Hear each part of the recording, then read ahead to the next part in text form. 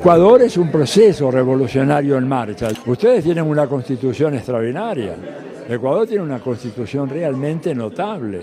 Ecuador ha logrado una expansión del sistema educativo superior formidable por cualquier estándar de comparación y han mejorado la infraestructura del país de una manera, yo lo conozco hace 50 años en Ecuador, lo que se hicieron en estos 10 años, las cosas que se hizo en estos 10 años realmente no tienen precedente. Entonces, yo creo que eso, de todas maneras, se hizo en un marco institucional muy desfavorable, ¿verdad? Con factores de poder tradicionales que desde los medios, la vieja partidocracia, las élites empresariales, los grupos económicos, el hecho de que Ecuador no tiene moneda, Ecuador tiene el dólar, o sea que depende de que lleguen dólares acá, digamos, para que haya capacidad de ir y comprar.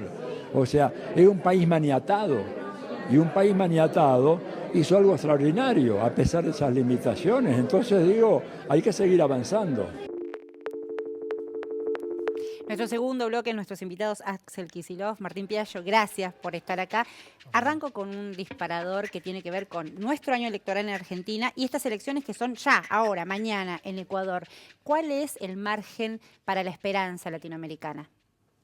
Bueno, yo creo que se sigue muy de cerca porque el proceso en América Latina, mirado fundamentalmente una óptica en el territorio, ha significado en todos estos últimos años un enorme avance, sobre todo en materia de inclusión social, la discusión con el poder imperial, el cambio de rumbo en términos generales. Entonces, sin lugar a dudas que este proceso para nosotros tiene alto impacto y sobre todo aquellos que vemos algunos de ellos, de estos movimientos que han tenido gran inserción en las bases sociales, en las organizaciones, que tienen fuerte componente territorial, tiene para nosotros el cómo se resuelva, tiene alto impacto, ¿no es cierto? Sobre todo como faro, siguiéndolo en esta lucha que todos los países del continente han tenido y sobre todo luego de estos últimos años, ¿no? Por lo menos creo que interpretamos este momento como un momento decisivo, pretendiendo también que esta lucha continúe, ¿no? Que estos movimientos que para nosotros son un faro sigan viéndose. Es parte del camino que quizás desde los territorios, de las ciudades más chicas, de los pueblos más chicos, necesitamos con gran necesidad, una gran necesidad de poder verlos. Y se discute ahora eso, ¿no? Justamente. Sí, yo suscribo a lo que dice Martín porque realmente si uno tiene la imagen que tuvimos de Ecuador antes de estos últimos 10 años, es la imagen de un país devastado. Devastado por las mismas políticas económicas que afectaron a Argentina, que afectaron a Brasil, que afectaron a toda la región. El neoliberalismo. Con un poco de culpa por haberles exportado acá a caballo, inclusive, ¿no? O sea, ¿cómo hace eso? No, sí, pero la cosa terminó, como decía Borón, en la dolarización de la economía, algo que en Argentina no se consiguió hacer con tanta plenitud porque teníamos un régimen monetario realmente muy reaccionario y muy subordinado, que era el de la convertibilidad. Nosotros teníamos una moneda atada al dólar, pero no solo dólar. Cuando llega nuestra crisis intentan dolarizar la economía, hay un intento de dolarizarla. Es a tal punto que se pierde el instrumento de la política monetaria, el crédito, que uno piensa que con una economía dolarizada tiene que venir un gobierno con mucha voluntad y con mucha capacidad de transformación institucional para, teniendo una de las manos atadas con un grillete, igual permitir que la economía se mueva, claro, que haya distribución, que haya crecimiento.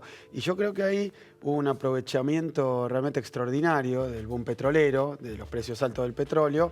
¿Qué es extraordinario? Que en lugar de quedárselo a las transnacionales, como pasó acá en la Argentina, se dirigió todo eso a la obra pública, se dirigió todo eso a la distribución del ingreso, a la creación de oportunidades, ese famoso tema de la competitividad, la productividad, hagamos una economía moderna. Y bueno, empieza por un Estado haciendo infraestructura, por un Estado mejorando la educación de la gente. Lo que ha cambiado la educación superior en Ecuador, que estaba devastada, y han abierto 4, 5, nosotros acá abrimos 19 universidades, pero claro, ellos son 15 millones, nosotros acá casi 3 veces más. Pero ha sido una verdadera, un verdadero cambio total. Con un aporte del PBI importante en educación superior, en educación universitaria. Sí, creo que eran 3 puntos, 4 puntos, mucho. Que que es un aumento sideral con respecto a lo que era, y la economía se duplicó. Yo lo que veo, que para mí es lo complejo, es el espejo del porvenir, que para Ecuador representa lo que pasó en Argentina. Porque la verdad que el marco de la discusión electoral es muy parecida, y ahora acercándonos a los días claves, muy parecida a lo que pasó en la Argentina. Ahí hay quienes, no podemos hablar ni de candidatos ni de candidaturas, pero quienes defienden un Ecuador, digamos, soberana, autónoma, con mucha distribución del ingreso, que obviamente eso implica un Estado que intervenga más, y quienes parándose en, digamos, las cuestiones que tienen que ver precisamente con más intervención del Estado, que parecen una molestia para el pensamiento liberal, quieren terminar con todo, quieren barrer con todo, pero no lo dicen. Y esto es algo que pasó en la Argentina. Yo no estoy hablando de Ecuador, hablo de Argentina, pero hablo de Ecuador, porque en Ecuador tuvimos candidatos, en Argentina tuvimos candidatos absolutamente de un pensamiento neoliberal, pero lo que proponían era el cambio, vivir mejor. Hablo de quien es hoy presidente. Va 1 año y pico de ese gobierno y el país está perdiendo de a miles de empresas y cientos de miles de puestos de trabajo. Y se han aplicado políticas neoliberales. Obviamente en campaña es todo crítica y muchas veces el trabajo sucio de la crítica no lo hacen ni siquiera los candidatos acá en Argentina de la oposición, sino que lo hacían medios de comunicación, venían del extranjero. O sea que hablando de Argentina, de alguna manera uno tiene una representación de lo que ha pasado en varios países. Yo estuve ahí, no conozco los pormenores detallados, pero sí he visto las mismas campañas en todos lados, las mismas propuestas, espejitos de colores. Aquí en Argentina hoy lo conocemos, porque mucha de la gente que había votado, empresarios, trabajadores que les va muy bien, clase media, hoy están sufriendo las consecuencias. Pero les ha dado resultado. Piñera fue, de los que yo recuerde, el primero que empezó a hablar del cambio. El cambio estaba sí se puede, el en cambio, la música que tenían en plena campaña. Y el cambio es muy desilusionante, ¿no? Sí, sin duda. Creo que primero que ha sido parte de esa estrategia, el embate generalizado a los movimientos populares, como decíamos recién, ¿no? Lo que decía Axel, de que no tenemos pocos ejemplos para poder analizar lo que está ocurriendo y lo que ocurre justamente también en Ecuador. Y después llevarlo, humildemente digo, en nuestra visión, llevarlo a lo que nos pasa en lo que más importa, que es en la realidad cotidiana de la gente, los cambios profundos a los cuales no hacían mención en épocas de campaña, ¿no? Que son los de retrocesos en las políticas sociales fundamentalmente, en lo que implica el día a día de toda la gente, ¿no es cierto? Lo que implica el impacto en las tarifas, lo que la devaluación tan brusca impacta en el bolsillo, el ataque a sectores minoritarios de nuestra población, como pueden ser los jubilados. Bueno, eso después se percibe y uno debe convivir en el día a día, ¿no? Porque aumentan lo que a veces de manera graciosa comentamos que son las ventanillas, ¿no es cierto?, en donde uno toma contacto y lo interpela la realidad de todos los días, porque es la necesidad que expresa la gente, ¿no? La esperanza que se tenía era que si iba a ser neoliberalismo como fue siempre, fuera un poco más lento. Pero ha sido un verdadero shock lo que ocurrió en la Argentina. Yo creo que nosotros estamos atestiguando un programa neoliberal que tiene una velocidad muy rápida para aplicar pequeñas reformas que uno empieza a ver, deterioro de las condiciones generales, pero al mismo tiempo lo más fuerte es que cuestiones de fondo, como es el tema de qué industria querés tener, qué perfil productivo, cómo es la distribución de la riqueza, eso se va también horadando de forma tal que a 1 año y poco de haber empezado un gobierno neoliberal, tenemos los resultados que durante las décadas anteriores de neoliberalismo llevaron más tiempo. ¿Y por qué? Porque yo creo que aunque en la región va 1 década, hay algunos países un poco más, otros un poco menos, de transformación estructural, de intento de reconstrucción de un tejido productivo con mayor capacidad de valor agregado, de mejores condiciones para los más vulnerables. Eso se hace, pero todavía es muy frágil en Latinoamérica también. Ahora es como decimos acá, un elefante en un bazar. Sí. Porque la verdad que las industrias que tenemos no están en condiciones de competir con la industria alemana de punta. De forma tal que sí, que es un pequeño bonsái que hay que regar todos los días. cuando el Estado se retira y se empieza a quedar sin nutrientes, sin el agua, sin la oscuridad, bueno, esas cosas marchitan muy rápidamente. Y yo creo que eso se ha hecho no con esfuerzo solo de los gobernantes, sino que se ha hecho con esfuerzo de toda la sociedad. Primero porque tuvo que atravesar esa larga noche neoliberal y después reconstruir un país o países que quedaron, bueno, Ecuador Desde fue los escombros, ¿no? tremendo. Y Argentina, por supuesto que también. Y hoy, a 10 años después, tal vez la gente no tiene memoria. No se puede olvidar eso. No se puede olvidar eso. Y el que se lo olvidó, que lo repase, porque se están por tomar decisiones históricas. Y el que no lo conoció porque es muy joven o porque estuvo distraído, bueno, tendría que tomarse el trabajo, porque aunque parece que estamos votando algo superficial en Latinoamérica, el cambio, candidato que dice ser más simpático, que ofrece más cosas, bueno, finalmente lo que está en juego es esto, una sociedad que sigue dando pasos para fortalecerse de nuevo y para reconstruirse, o la vuelta atrás. Con enemigos tremendos.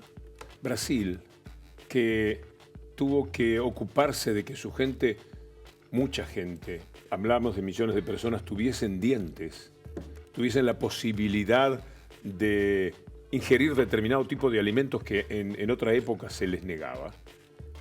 Hizo un cambio que me parece paradigmático de lo que es América Latina. No obstante lo cual, el enemigo es tan poderoso que puede ir contra eso, que es una realización maravillosa para el pueblo. Sí, sin lugar a dudas. Y lo que, tomando lo que decía recién Axel, lo que quizás más nos cuesta es poner en una línea de tiempo lo que ha sucedido, ¿no es cierto? Porque fíjense que desde los embates al gobierno paraguayo de Fernando Lugo, lo que pasó en Honduras con Zelaya, el ataque que recibe Nicaragua de manera constante, socavando las bases populares del gobierno, le pasó al PT en Brasil. Y fíjense que en la Argentina siguió la misma lógica.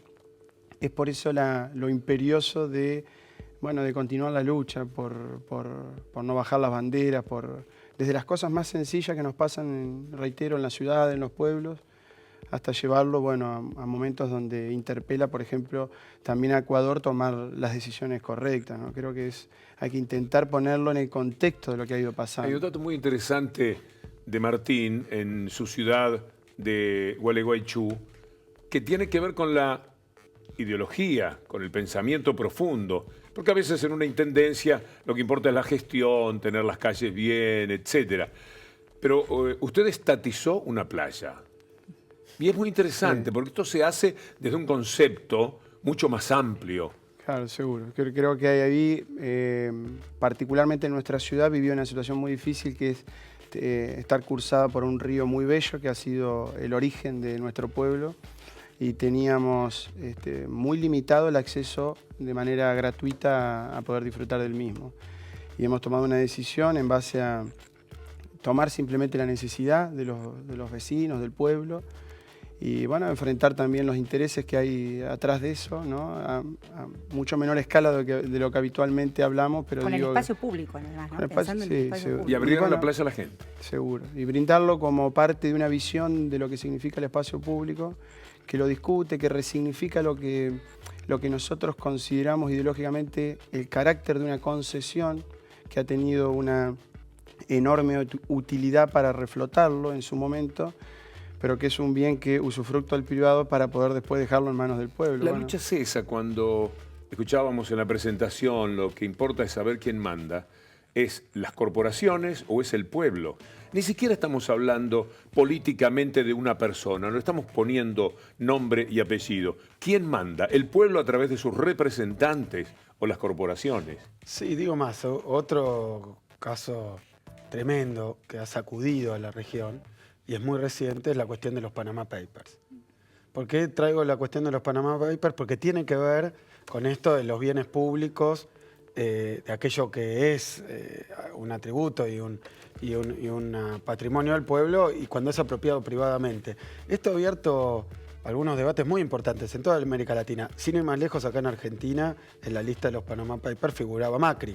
Esto fue después de las elecciones. Yo creo que si hubiera sido antes de las elecciones, hubiera sido distinto, porque en los países donde había gobernantes, donde había dirigentes que tenían cuentas en paraísos fiscales ocultas y que fueron descubiertas por una filtración, no porque alguien vino y lo dijo.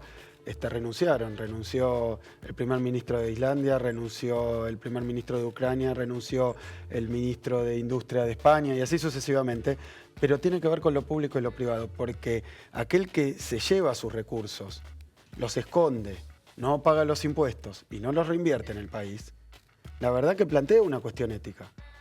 ¿Cómo puede ser si eso es riqueza del país? Yo entiendo que está el sistema privado, que digamos, es una sociedad donde hay claramente propiedad privada y donde no estamos cuestionando eso. Ahora digo, alguien que pretende ser dirigente político, ¿puede lo que ganó en Argentina, en Brasil, en Ecuador, ponerlo afuera en lugar de hacerlo jugar para el beneficio de todo el país? Porque finalmente es de él, pero también es producto de la patria. En todo caso, podría, hay que discutirlo, lo que no puede ser es funcionario. Y es difícil. Lo que no puede hacer es ponerse a cargo de nosotros. Por eso, Bueno, esa discusión se está dando en Ecuador ahora también en estas elecciones. Hay una por eso cruzada. digo que el tema de Panama Papers es muy interesante, porque dio una lista de algunos dirigentes políticos, muchos empresarios, que después aquí se envuelven con la bandera. Pero si tanto querés a tu patria, ¿por qué lo que ganás ahí, producto del trabajo de ahí o de la tierra de Si ahí? supiera que puedo hacer una pregunta en esas conferencias de prensa muy particulares que da Macri, una de mis preguntas sería, ¿qué cree que le dio vergüenza al primer ministro de Islandia y al primer ministro de Ucrania que sin embargo usted puede tomar con tanta naturalidad? ¿Por qué esos se habrán avergonzado? No, y es más, eso abre investigaciones judiciales, porque en general cuando la plata va a paraísos fiscales, seamos realistas, algo oscuro hay, en el origen, en la propiedad, en la reproducción de ese dinero. Además se va a un paraíso financiero a jugar con la especulación. Sí, no se abren empresas para abrir fábricas de tornillos de producción, ¿no? O No, sea, pero las renuncias que hubo con los Panama Papers no requirieron una prueba judicial de que había un delito en cómo la obtuvieron o cómo la sacaron, más allá que en general estaba oculta, porque el solo hecho de tenerla en un paraíso fiscal es prueba de que no se está a la altura del desafío de conducir el destino de una sociedad a la que se le ha hacia la idoneidad como extraído. funcionario, por lo menos. Eso me parece que es lo que pasó, porque yo lo investigué mucho en los países donde esto surgió. Y bueno, la verdad que en América Latina esto es importante, porque muestra un funcionamiento de las corporaciones, las élites y los sectores dominantes con respecto al país. Y después descubre, digo, una de las banderas de esa retórica de la derecha, en donde han querido estigmatizar a los gobiernos populares, fundamentalmente con dos cuestiones, con la ineficiencia por un lado y la otra con la corrupción. Ha sido y se ha reproducido en todos los países, ¿no es cierto?, de Latinoamérica. Y bueno, hoy Víctor Hugo decía en el PT, que ya en Brasil vivimos uno de los golpes más fuertes de todo, en donde el juicio político en definitiva se basó en una falacia, ¿no?, en la cuestión de la corrupción. Y dejó, bueno, hecha por tierra todo eso, ¿no? Porque los Panama Papers han puesto en evidencia esa cuestión discursiva. Le pasa también a Ecuador y le pasa a Bolivia de Evo, y creo que es ahí donde hay que poner mucha energía para no caer en el engaño, ¿no? Hay una maravillosa expectativa que tienen los ecuatorianos en este momento, que tal vez sea retomar esta idea de la línea de tiempo, ¿no? El paso que a uno les dan ganas en la Argentina es de retroceder el reloj, a ver si nuestras sociedades pudieran haber hecho ese anclaje, de entender que todas estas conquistas ganadas las íbamos a perder si ganaba, bueno, lo que efectivamente pasó. Ecuador tiene esa posibilidad, aún con la conflictividad de los componentes de las clases trabajadoras de la región, que pueden votar a sus propios predadores. Sí, yo creo que acá en Argentina hoy está claro, para los que no lo votaron a Macri, que fueron el 49% en balotaje, y del 51% que sí votó a Macri, las encuestas hoy exhiben que hay muchos que se han dado cuenta, no de que estaban equivocados, no de que eran tontos ellos, sino que se empieza a vertebrar una especie de estafa. Es muy distinto que uno le mientan, lo engañen o cometa una tontería a que lo estafen. Habría que explicar el tema del correo, aunque sea brevemente, para que la gente entienda que aquellos que llegaron en nombre de transparentar y de evitar la corrupción han hecho una cosa increíble en dos líneas. La familia Macri, es decir, la familia del presidente, tiene una vieja deuda con el Estado de cuando tenían la concesión del correo en la Argentina. Esa deuda se ha venido discutiendo en todos estos años. Nunca se pudo llegar a un acuerdo porque querían pagar monedas en ese acuerdo. Ahora que Macri está en el gobierno, acordó con la familia Macri, consigo mismo, para pagar algo que le ahorra 70.000 millones de pesos, que vienen a ser algo así como 4.000, 5.000 millones de dólares. 4.000 o 5.000 millones de dólares. Es increíble eso. Es increíble porque también está ese elemento. Está el neoliberalismo en general. Es una desgracia para los pueblos, siempre lo ha sido. Bajar los salarios, abrir la economía, desindustrializar, la cuestión de la bicicleta financiera. Sectores primarios y financieros son los únicos que sobreviven en el neoliberalismo. O sea que no hay trabajo. Y eso se empieza a notar por todos lados. Ahora, la novedad que estamos viendo con esta forma de neoliberalismo empresarial, atendido por sus dueños, porque son directamente los empresarios que antes influían sobre el gobierno, los que están adentro Se del terminó gobierno. el lobby aquí. Sí, Claro. no hay intermediarios ahora. Están directamente representados. Ahora, la novedad es que lo primero que hacen cuando llegan al gobierno, lo que ha ocurrido en la Argentina, y ya es un hecho, es solucionar sus propios problemas privados. Es buscar su propio beneficio privado. No solo eso, Macri con un decreto le ha dado a su primo, que es dueño de la constructora, que es de él, pero que cuando tuvo que entrar al gobierno lo dejó a su primo, que era una persona sin esos capitales, etcétera.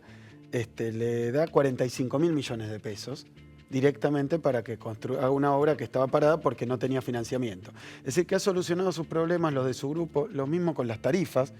Acá también se prometió, como en otros países, que las tarifas estaban muy altas y iban a bajar, por lo menos para los sectores carenciados. Lo habían dicho en la campaña, que 0 iban a pagar de electricidad los que no tuvieran plata. Llegaron, hicieron un aumento tarifario infernal. ¿Pero quién lo hizo? El ministro de Energía, que es el anterior presidente de la Shell Argentina.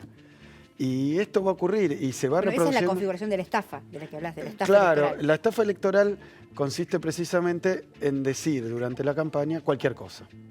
Lo que la gente quiere escuchar, montarse sobre estas campañas de desprestigio, de persecución, de denuncias, ponerse en otro lado y decir yo te voy a solucionar todos tus problemas. Vamos a cambiar en positivo, para bien, para mejorar.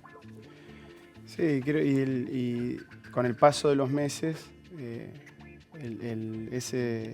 esa especie de fraude hacia la gente empieza a tener sus repercusiones, ¿no? Creo que la Argentina está empezando también a ver esa historia de que con las cosas más sencillas, basadas todas en argumentos que no se cumplieron, si uno tratara de ser benévolo y simple, solamente no se cumplieron, y empieza a tener repercusiones directas en el bolsillo de la gente, en la vida cotidiana que hablábamos hoy al principio, en el pago de la electricidad, la luz, en poder ir al supermercado. Salvo la élite de ellos, todos han perdido.